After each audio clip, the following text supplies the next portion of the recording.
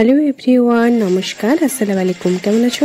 BTS V K নিয়ে military থেকে একটা অনেক বড় আপডেট এসেছে, আর সেটা হলো ভি এবং সেকেন্ড কর্পসের যতগুলো তাদের ইউনিটের মেম্বার রয়েছে তাদের সবাইকার এক্সট্রিম কোল্ড ট্রেনিং স্টার্ট হয়ে যাবে। আর এই এক্সট্রিম কোল্ড ওয়েদার ট্রেনিং হবে 6 থেকে 17 জানুয়ারির মধ্যে।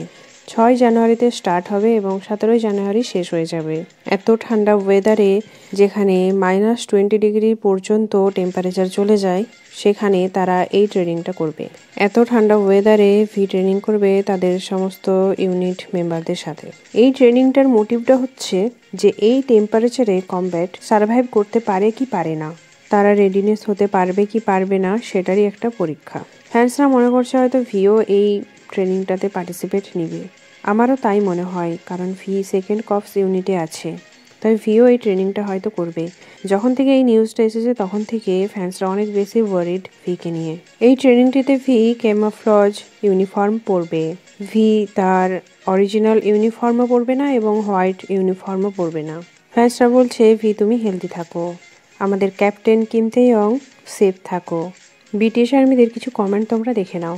এরকমই বিটিএস সম্পর্কিত আপডেট পাওয়ার জন্য চ্যানেলটিকে সাবস্ক্রাইব এবং লাইক করে দাও। Take care, bye by.